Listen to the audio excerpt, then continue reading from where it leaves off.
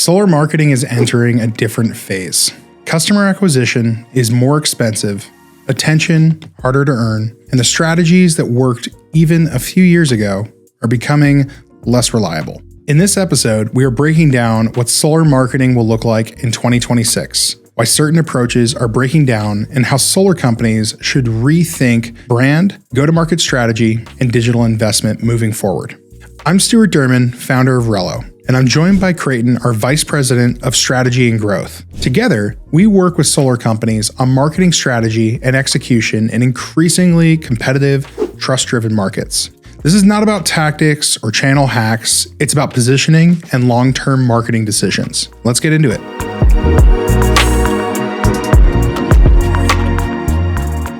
Well, Creighton, from a brand and go-to-market lens, what are some of the biggest misconceptions solar companies have about 2026?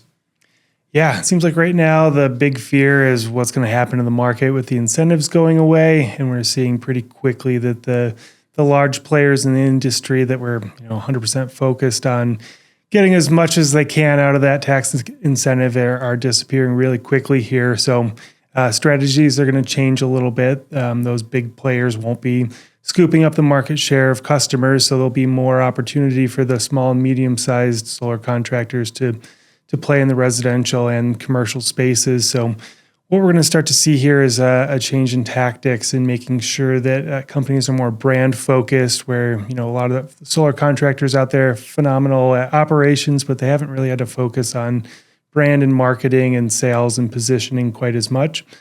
So with those big players out that aren't driving that kind of high-end funnel awareness, marketing, and solar, the smaller companies are going to have to start to focus there. So we're going to have to see brands push a little bit higher in the marketing funnel of awareness of solar and how it works, kind of do the work that the bigger companies used to be doing.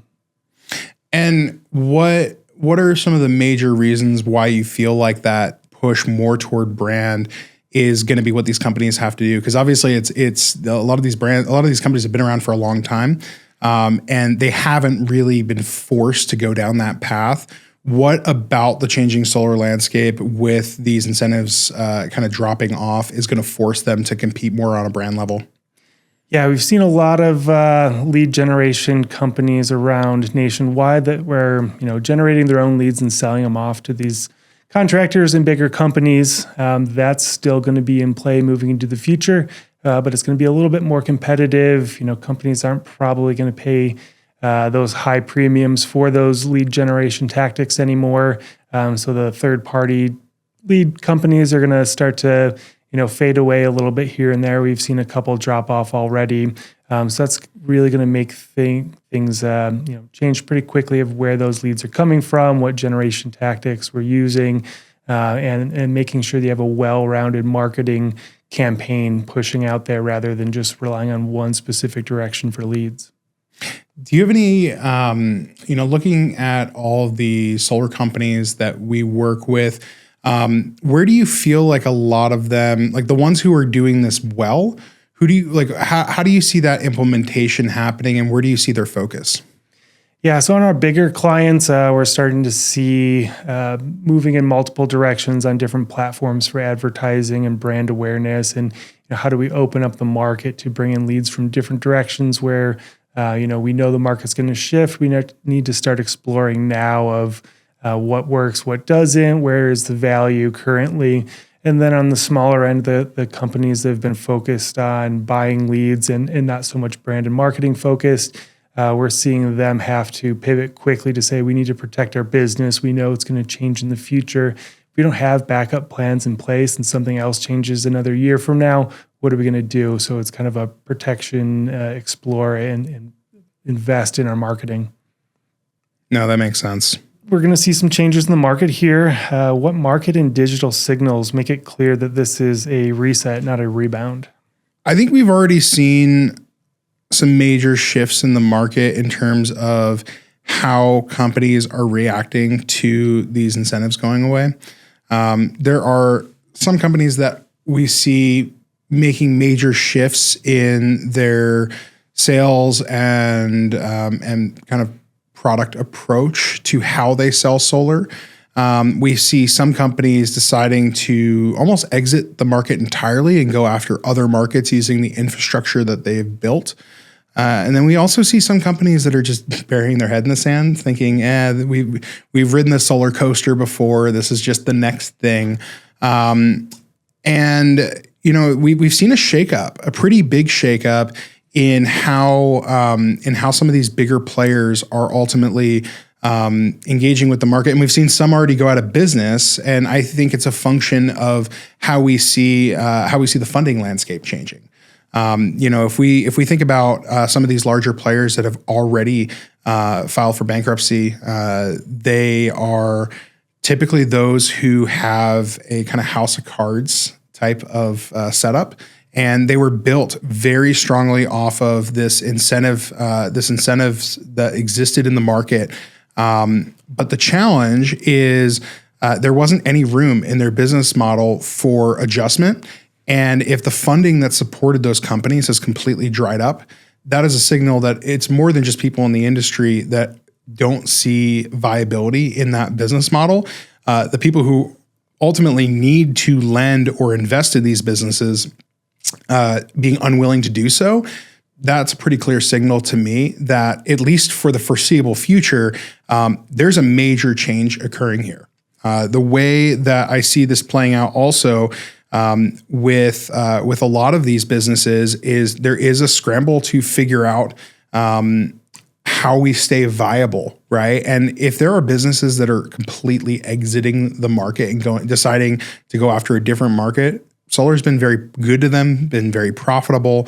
And if they're willing to upend their entire business model to go after something different, rather than figuring out the new path forward, that's a pretty clear indication that this is here to stay.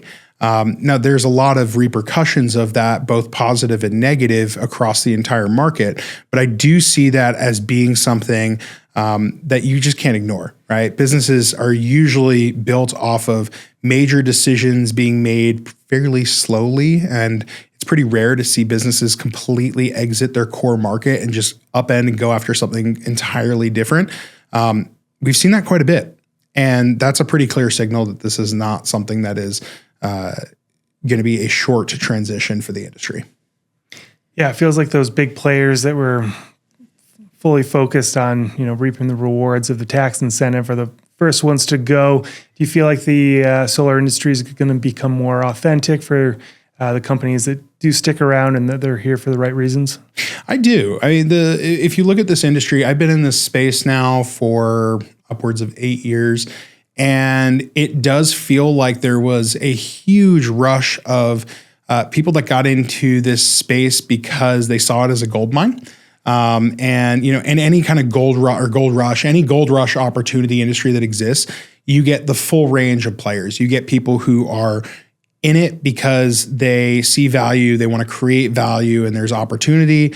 But then there's also more nefarious characters that get into it. And, I think one of the biggest challenges as marketers that we face in this space is there's a lot of consumer skepticism that has built up because of those players that have jumped into the solar space because they see opportunities for quick money. You look at the door knocker industry, that side of the space. You look at, people who have been sold systems in areas where the net metering realities didn't line up with what they were sold. I think that there's plenty of people who, frankly, have gotten screwed. And I don't blame consumers for being skeptical, especially in the residential side of the market. But with that said, I think that those people who got into the space for quick money, the second that there are some headwinds, them jumping out is ultimately good for the space. I think it opens up opportunity for those people who have been trying to build sustainable businesses and create genuine value for their communities. I think it gives them an opportunity to finally shine rather than having to compete against everyone under the sun, whether they're in this for the right reasons and a good player or not. Yeah, it seems like that 30% tax credit is a pretty sizable credit there that brings in people for the wrong reasons. But, from my perspective, having that kind of push the industry forward, improve the technology a little bit more, has been really helpful to show people, hey, there are new ways to produce energy, especially with energy storage kind of on the come up here. It seems like the commercial market's been a big one that's been more proven of we can do these large scale systems that do have an ROI. And even with that tax credit going away, it will be fruitful for these bigger businesses in the future to produce their own energy, store it, not have to be so reliant on the grid. What do you think the future of commercial solar is going to be? I think it's going to continue to expand. I think for a couple reasons. One, there is no question that our energy prices for the foreseeable future are going to continue to rise with the build out of data centers increasing due to AI, additional demands on the power grid, modernizing of the grid. Our power bills are going up. And so regardless of the tax credit, the financial benefits of going solar are not necessarily going anywhere. I think that we're going to see that being a little harder to justify on the residential side in some markets. But you look at the California market as a great example. PG&E continues to raise their rates at a crazy rate per year. We've seen their rates, I don't want to quote specific numbers here offhand, but we've seen their rates go up dramatically over the last 5 years. And I don't see that slowing down anytime soon. But on the commercial side specifically, one of the benefits is that businesses have the ability to better invest in these kind of longer term cost savings and infrastructure elements of their business. And I think it makes a lot of sense for them to continue doing that. I think there's also a lot of benefit on the battery side. It's massively disruptive to a business to shut down for any period of time. And if you can have more stability and resilience built into your business by knowing that you don't have to shut off your power plant, you don't have to shut down your office, you don't have to keep these you don't have to worry about these critical systems of your business from stopping because of an outage or some sort of interruption. We're seeing that not even just on the energy side. One of the like when we signed up and got our office here, one of the things I was seriously weighing was, do we go with more traditional internet for our office, or do we get the wireless 4 or 5G internet for our office? Just because if the internet goes down in the building, we still have internet. It doesn't disrupt our business. And I think we're going to see similar things on the power side, where businesses are going to want more battery systems as well, in addition to panels. Yeah, now that everything's a little bit more cost effective these days, the technology is more proven. It is kind of exciting future for businesses, utilities, municipalities to be able to say, let's pick and choose how we produce our power, how we store it, how we use it. Where 20, 30 years ago that wasn't even an option, and now you can really take a look at hey, where do our values sit? Do we want to push forward with this clean, renewable energy? Do we want to save money with battery systems and become more resilient, which just wasn't an option ever in the past?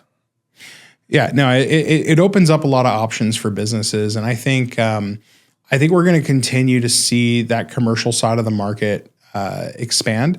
And there is still some time on the incentives on the commercial side. So I think we're going to see a little bit cleaner of a transition in that side of the market than we will on the residential side. But I definitely think that as business, and I also think that the commercial side is still such a young market compared to the residential side. So many businesses haven't really kind of considered solar in a serious way. It's still a newer area with tons of room for expansion.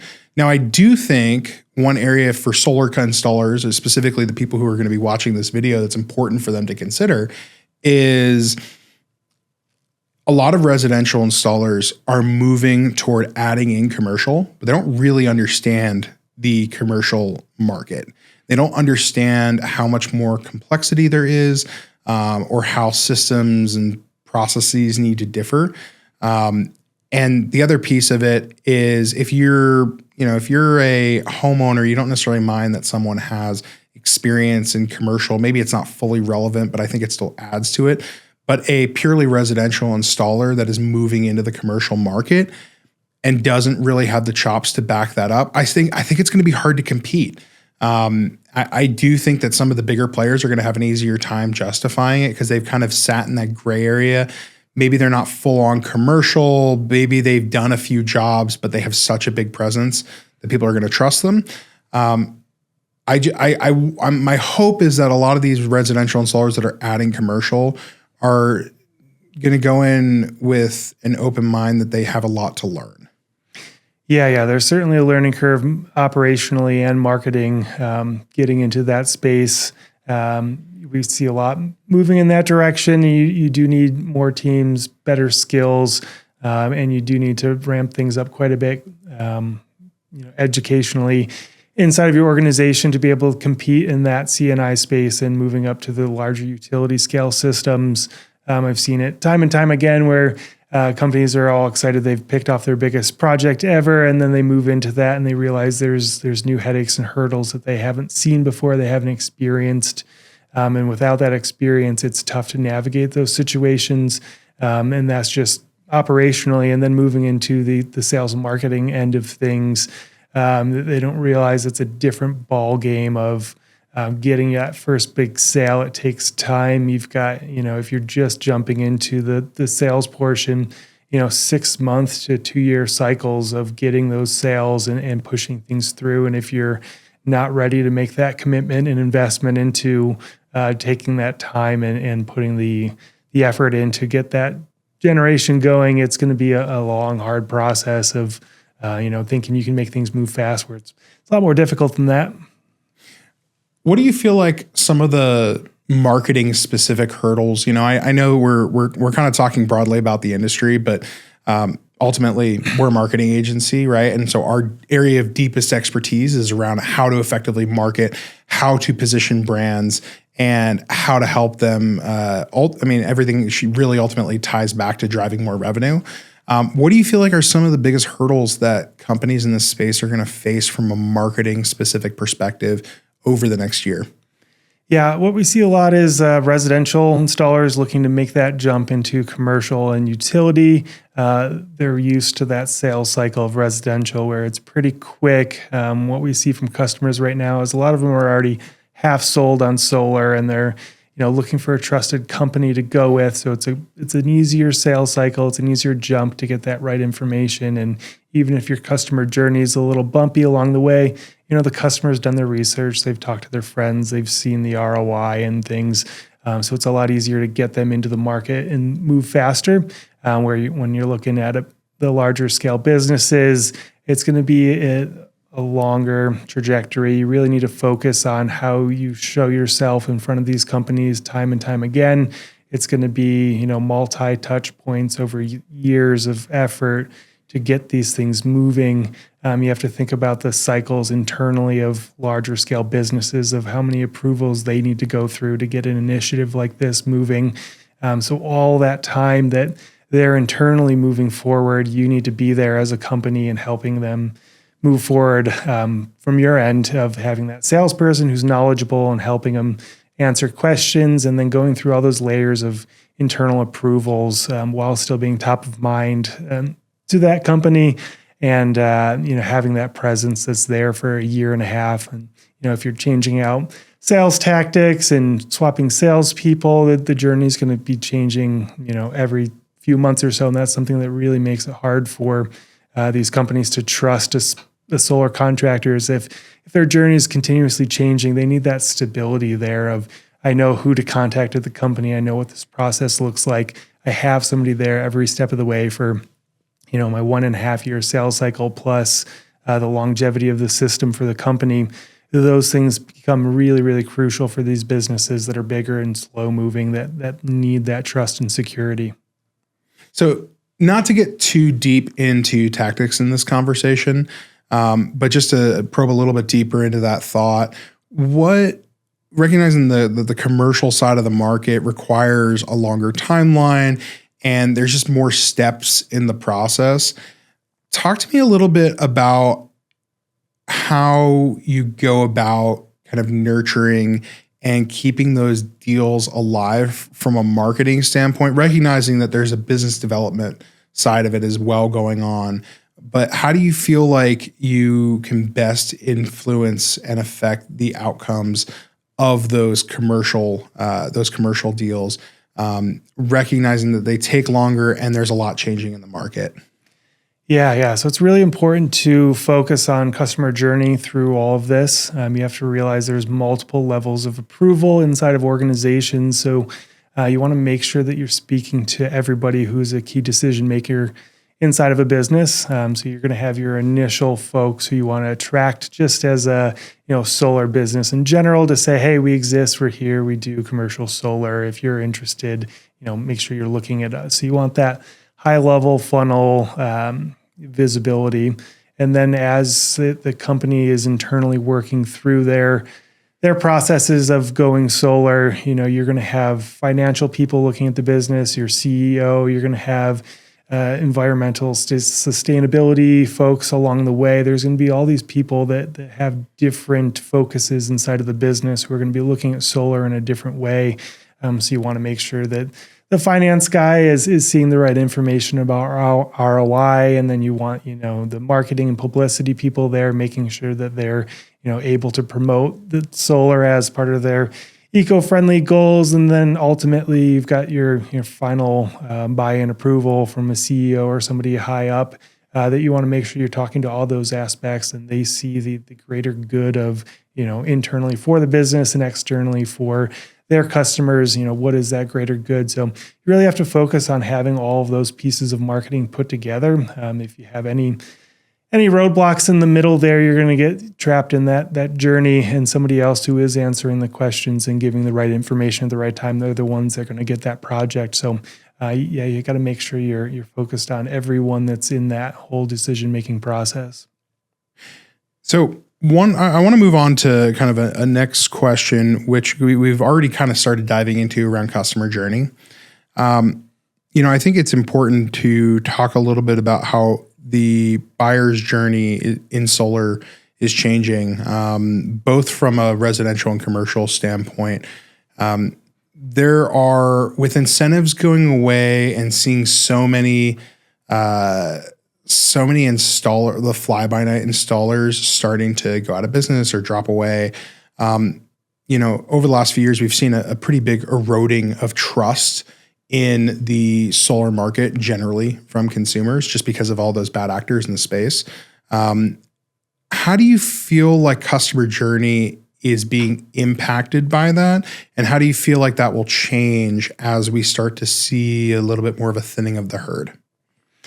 Yeah. So, the past 5-10 years, the big solar companies were really pushing that high-end funnel awareness of solar.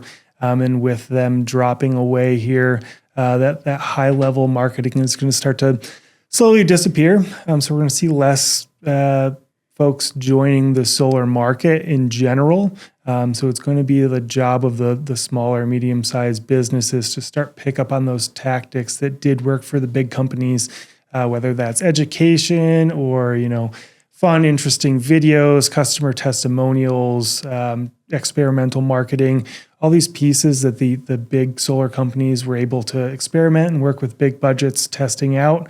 We're going to see those kind of split directions and fall in the lap of the smaller companies here. So that's going to be the big focus moving forward, is like, how do we split up these different pieces of the market that were engulfed by the bigger companies?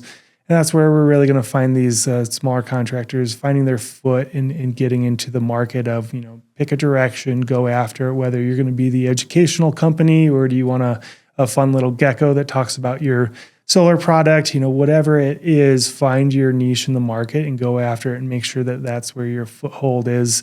And you're going to have to add these tactics into your marketing and your sales pitches, and just kind of recognizing that the market's going to get smaller. You're going to have to put more effort into marketing and sales than you did before. It'll make the market a little less competitive, but you'll have to try harder to kind of keep your foot in the door there. You talked a lot about going kind of up funnel. What does that look like to you? So right now, there's a lot of customers in the market that are, already half sold on solar. They're early adopters of technology. They understand how things work, whether they've done the research themselves or their neighbors have gone solar and they've got that experience and trust built from somebody nearby. So moving up funnel is going to be crucial for the solar market to continue and thrive. And that'll be, working on higher level marketing tactics. Not so much like let's close a sale and get one right now. It's going to be let's teach customers about solar and how it works. Let's answer questions and go into communities where solar maybe isn't a top priority for them, and continue to give people the information they need to fully understand how it works, what the benefits are. Where we've been in the industry for years and years. We know the ins and outs of everything, and it is a true and trusted product for the folks that are in the industry. But there's still a huge chunk of the population that doesn't quite trust it, and they've heard the horror stories of getting locked into leases and now they're paying double what they used to pay for utilities because they're stuck in this lease agreement that they didn't understand when it was happening. So that's part of the industry we need to clean up, and getting some of these big players out who are just reaping the rewards of the tax incentive. Now that they're gone, it's going to be very focused on brand awareness, technology awareness, and bringing people into that market. So it's going to be lighter touches in marketing, kind of general. Here's one small piece of information for you to absorb over a year or 2 year period of getting information about solar. So it's going to be a little bit slower, but it is easy to work on those high-level marketing tactics if you've got the right plan in place. So recognizing that every business is in a different stage of kind of the evolution of how sophisticated and dialed in their marketing is. You oversee strategy at RELLO for our clients. How are you helping right now? Like, what are the things that you're prioritizing in the conversations you're having with them to help make the changes in 2026 benefit them rather than them succumbing to a lot of these risks? Yeah, so there's basic marketing tactics that work for every company we've ever worked for. There are 2 or 3 pop to mind immediately of, if you're not doing these, you absolutely have to be. And there is a top tier of that marketing that you want to hit. You want to maximize your value of these marketing tactics. And then once you're there, you're ready to move on to the next pieces of the puzzle. So that's what we're seeing a lot of companies at right now is they've explored marketing themselves, but they haven't maximized their value there yet. So that's the first thing we want to go after is like, let's get you to your maximum value from these marketing channels, whether it's digital or traditional or PR. We want to make sure you're fully encompassed there and then start to explore the next pieces of their marketing strategy. So that'd be adding in some tactics that maybe don't get as great a lead generation cost, but still are valuable and will move forward. And that's something you always want to have in the works there is a full encompassing marketing strategy that's maximizing what we know works and then also exploring these pieces that still work, have value, might take a little bit of extra effort, but can add long-term value to your business, brand campaigns, things like that don't necessarily generate leads immediately, but will add to the long-term value of your business. So traditionally, solar has been an industry where there hasn't been much room in budgets for longer term strategies and tactics. And a lot of marketing budget has been very much focused on kind of last touch attribution. What is driving an immediate lead today? I can't think 3 months from now what's going to drive value. How do you balance that conversation, and how do you get buy-in from executives who are historically thinking very short term about their marketing spend, and how do you get that buy-in to be able to get them to invest in those tactics that are going to diversify and add a lot of marketing value, but they're not going to see payoff today? Yeah. As the market matures here, we're going to see things change quite a bit. Just in the last few years, we've seen the regulations and incentives change so quickly that it really throws a wrench in everybody's plans along the way. So those quick and easy tactics of getting customers work great for the short period. But if you're looking at the longevity of your business, you want to have that brand presence and awareness in your community of who you are and what you stand for. And no matter what happens with regulations in the industry, you're there for the right reasons. And those are the businesses that are going to, stand the test of time of being there for the community. And it also makes you more resilient to these changes. So if you're there for the right reasons, and it's whether it's bringing clean energy to the community or being more resilient or creating an ROI, as long as you have a focus there and that brand image, you'll be able to adapt in ways that these bigger companies won't be able to, whether it's adding home services to your mix or battery backups, natural gas generators. You want to make sure that you've got a strong brand presence that can be flexible and adaptable inside of your community. And that's where those quick tactics, they're great and they'll always change. But if your brand's not strong, you won't be able to, jump on the next quick tactics of the, 2 years out from now. If a company can only fix one aspect of their marketing and customer acquisition channels in 2026, where would you put that emphasis? Yeah, so what we see is a lot of operations first businesses where they've got great founders who are very technical and have understood how solar works, how battery systems work, how to work through the regulations of the industry, which really, really challenging thing to start a business in the energy space as it is. So that they're very technical, great at what they do in operations, but moving forward, you need that brand aspect of the company to be there as well. So what we really want to see companies is having that strong core message of who we are and why we exist in the industry. And that's kind of some of the things that get missed when you're operations first. Is you might be phenomenal at installing and permitting and getting things moving efficiently. But if you're not talking to your customers in the right way, if they don't understand why you exist in the market, they're going to feel a little left out. They're not going to understand who you are as a business, why you exist. And if you don't give the customer the brand image of who you are, they make it up in their own mind and they piece together information that they can gather of who are you as a business. So you really want to make sure that you control that narrative and give the right story to the customers of, hey, we're here for the right reasons. We've been in solar for 20 years. I'm a technical founder, and I'm here because I care about the community and the environment, and that's why we're doing solar. Versus a lot of the other contractors that are out there that are just, there's 30% tax incentive. I should do this for the time being and make a bunch of money. You want to make sure you're telling that story authentically of you're here for the right reasons, even if you could be a more premium product and more expensive install. But if you're there for the right reasons and customers trust you faster, you're going to get those sales and the right customers in your business.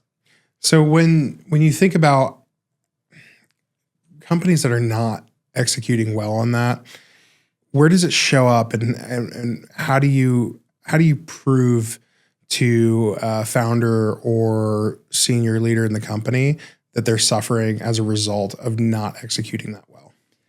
We see that first in marketing materials and how you present your company. If you jump right into here are the technical details of the solar panel and here's what the battery system provides and just jump straight into numbers, that's a really quick giveaway that it's probably an engineer-led company. They understand those materials really well and they understand the value of those technical aspects. But putting that in front of a normal, customer who's, not technically savvy, you're not giving them anything of value to understand. They really need to start from that high level information of just who are you as a brand? What do you do? Who do you serve? Why do you exist? The basics of marketing, the who, what, when, where, why, how, and how much is really what the customer needs first. So it's a pretty clear differentiator if somebody has marketing, a good marketing lead, that they're addressing customers where they're at and their information journey, rather than just being like, here is technically what you'll get piece by piece, number by number. That's the quickest way to see who's got the better marketing departments that are focused on what customers need, not what the technical teams are looking at. Well, that probably shows up too in different conversion rates of the process. I think when we look at how we work with clients, we're very much data first in how we evaluate if something is working. And And when I think about that, I think about there's a lot of different steps along that buyer's journey, right? And when we're measuring all those steps, we see drop-offs in conversion rates. We see, people getting someone to our content even is more difficult or more expensive, or it takes more eyeballs on it just to capture their attention, let alone get them all the way through a sale. And so there's all these micro spots along that buyer's journey that we're constantly measuring and evaluating too. And I think all those play together, and we see much more inefficient buyer's journeys when we're not doing this well. Yeah, modern marketing is fantastic. We can measure every step of the way of where do people drop off, how exactly long are they staying on a page, how much information are they absorbing. So in the world of today in digital marketing, you're competing against funny cat videos, and then you've got your technical ad squeezed in between that, and kids bouncing around a playroom. It's difficult to capture attention these days. And if you're starting forward with that harder to digest information, you're going to get lost real quick. And we can start to see those things over time of, how many seconds has somebody interacted with the video, and what's the general theme with that, and take some steps back and reevaluate how we're doing marketing in all steps of the journey. So there's a basic a journey of information that customers need from very high level. What is solar? What is a solar panel? How does it work? We know that needs to be the start of their journey, and then they'll make it further into the journey of, what exactly does this look like for me and my home and my family? What does this look like for my finances?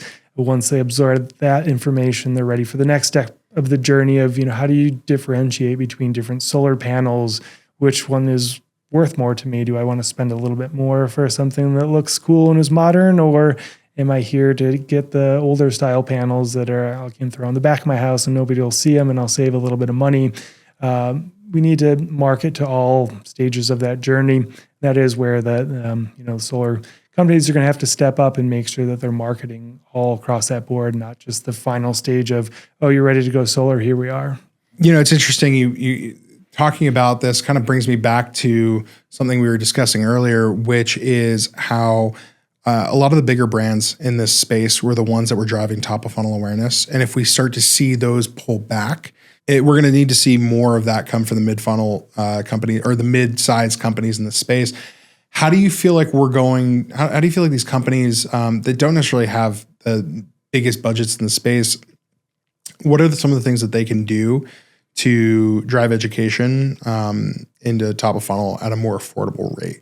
Social media is going to be the quickest, easiest way to start to do those high-end funnel pieces where if you start to build your presence in that space, it's not going to cost you a whole lot to engage customers and start to educate them along the way. You can make things as simple as an iPhone video is quick and easy, and it's very authentic, and that's what customers are looking for these days. And to start to jump in on education and awareness is going to be really important to do it in these less expensive, easy touch ways to do it, make things digestible. And it's just about the companies being aware that this is a part of the industry that does need to carry on. Somebody's going to have to pick it up, and if you want your business to thrive, it's going to have to be you. When I think back on this conversation, I think what who do you think is going to be ultimately rewarded in this new market environment, and how and who's going to be punished? So the companies that are in the industry for the right reasons are going to be rewarded. They're here to ride all the waves of the solar industry, the ups, the downs.